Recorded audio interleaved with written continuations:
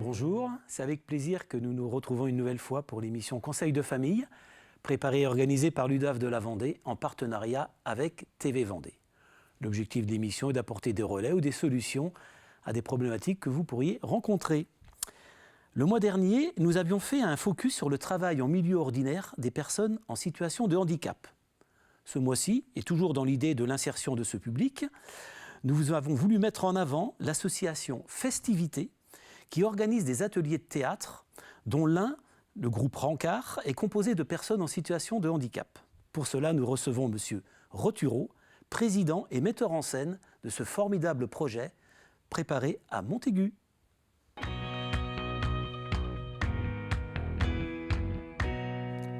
Bonjour Monsieur Rotureau. Bonjour. Merci d'avoir accepté l'invitation de l'UDAF. Merci à vous. Alors, en quelques mots, pouvez-vous vous présenter votre parcours qui vous a amené à mener ce projet théâtral? Alors, moi je m'appelle Sylvain Rotureau, j'ai 42 ans. Je fais du théâtre depuis l'âge de 15 ans et j'ai commencé à animer des ateliers à partir de l'âge de 18 ans à peu près. Petit à petit, il y a eu des ateliers pour personnes valides. Et puis un jour, on a été approché par le SAVS de Montaigu pour faire un atelier pour personnes en situation de handicap. C'était en 2013. J'étais à l'époque dans l'association Rémi Parcours et puis de fil en aiguille, cet atelier a continué de grandir et puis il est venu la question de créer une structure, une association qui accueillerait uniquement des ateliers. Donc là est née Festivités en 2018 et on a commencé avec des ateliers pour personnes en situation de handicap, des ateliers pour personnes valides et puis l'idée c'était de les faire jouer ensemble le même spectacle. D'accord. J'imagine que dans ce projet, il y a des notions de valeurs que vous voulez faire passer. Évidemment, des valeurs de respect, de partage, de tolérance, de rencontre de l'autre aussi. On est dans un monde où les gens sont très individualistes finalement. Et en fait, là, ce temps de théâtre, c'est un moment d'expression et c'est un moment où aussi on peut rencontrer l'autre dans sa différence et dans finalement ses ressemblances. D'accord. Alors vous en êtes le coordinateur, vous en êtes le président, vous en êtes le metteur en scène. Quel est votre rôle ? Multitâche. Multitâche, j'aime être à l'écoute des gens et les mettre en lumière. Donc à partir de là, les tâches qui m'incombent, elles sont certes très, très multiples, mais en même temps, elles sont très complémentaires et elles vont vers le même objectif qui est l'expression de chaque personne. Donc, que ce soit pour les personnes valides ou les personnes en situation de handicap, il y a cette même volonté de... On peut faire du théâtre. Quelles que soient nos capacités et notre passé, on peut venir sur scène et se présenter au public et raconter des histoires. Alors vous créez des pièces ou alors vous êtes metteur en scène de pièces qui ont déjà été écrites ou déjà jouées? Alors c'est justement la particularité de tout mon travail, en fait, c'est d'être très à l'écoute des gens et donc d'écrire sur mesure tous les spectacles.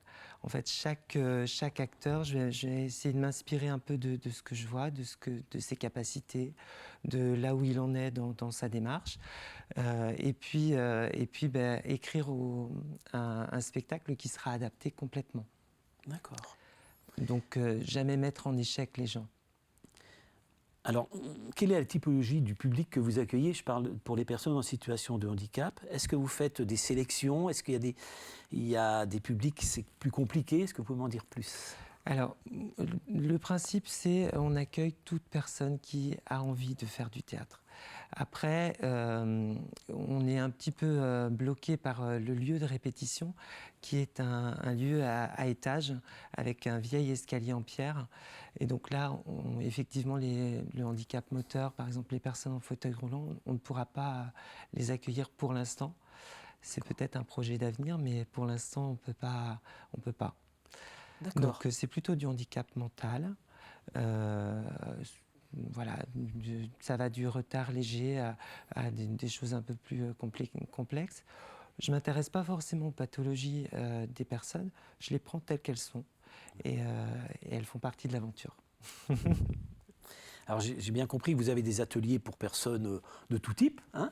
Est-ce qu'ils sont différents suivant les publics? C'est-à-dire, est-ce qu'ils vont jouer dans des lieux différents ou est-ce qu'à un moment vous essayez de faire des passerelles pour que, Oui. voilà, que ça rejoigne vos valeurs quelque part. Pour cette année, par exemple, nous avons 5 ateliers. Il y a 2 ateliers de groupe du soir, donc de personnes valides, et 3 ateliers de personnes en situation de handicap.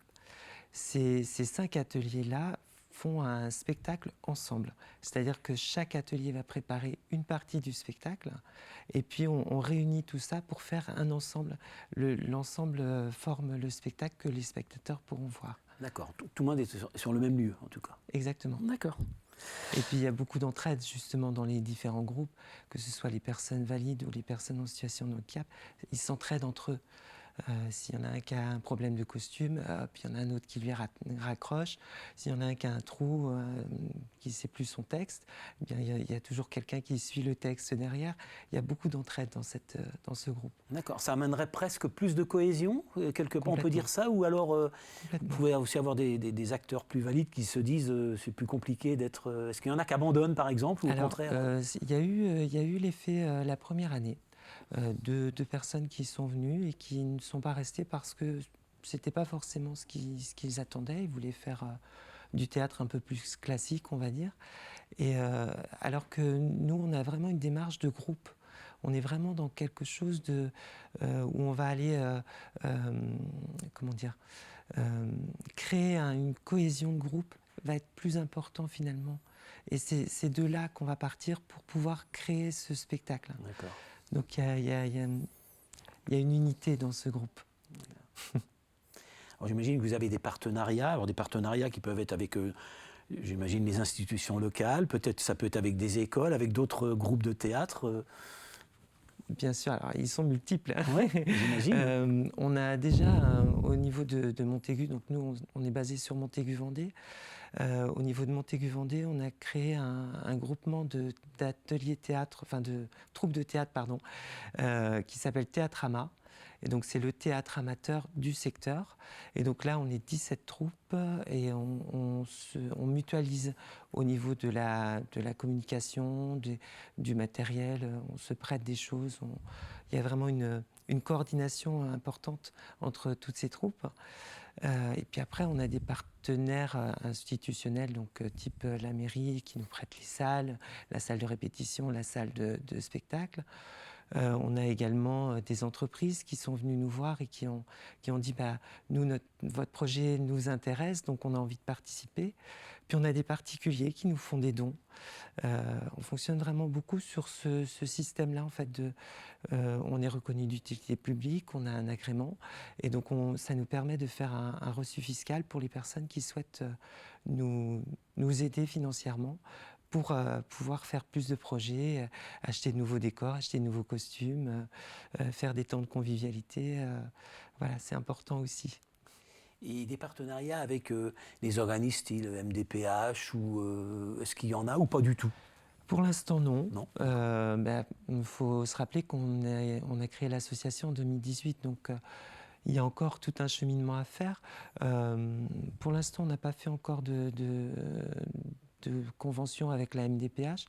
On a juste un conventionnement avec la région, pour tout le pass culture pour la jeunesse, Ok. pour les plus jeunes de nos adhérents. Alors, des ateliers théâtre, on est toujours dans l'insertion. J'ai entendu parler, vous aviez un projet avec les commerçants de Montaigu. Qu'en est-il?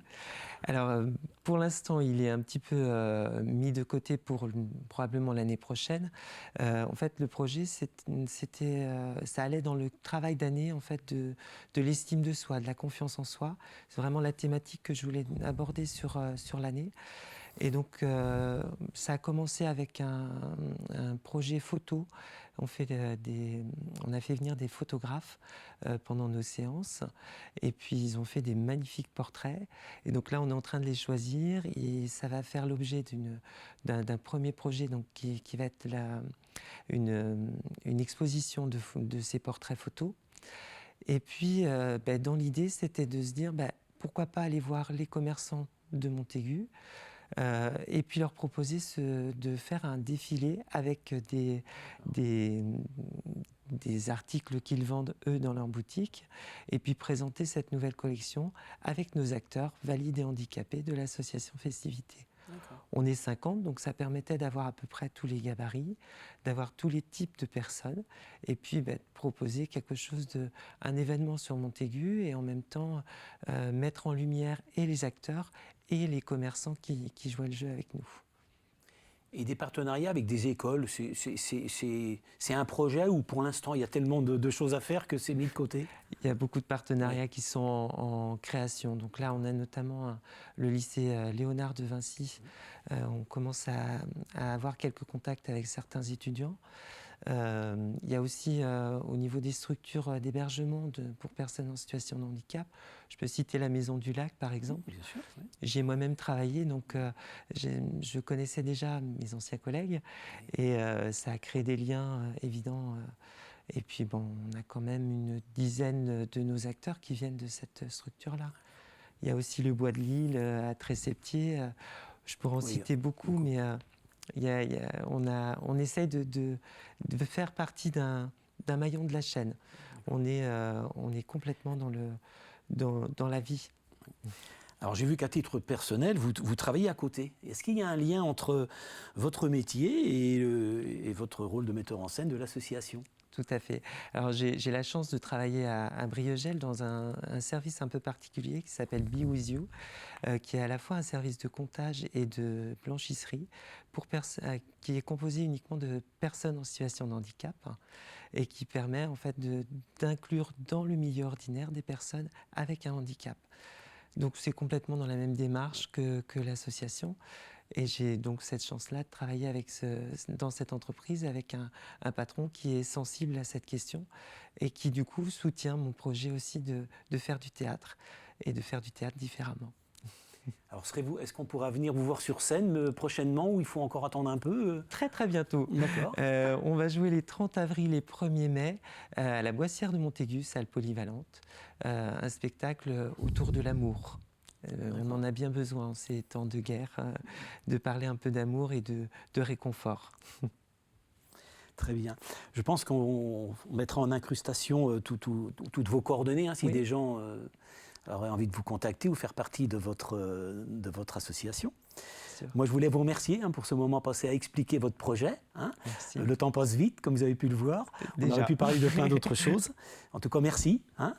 Et puis, quant à nous, nous nous retrouvons la semaine prochaine pour une nouvelle émission de Conseil de famille.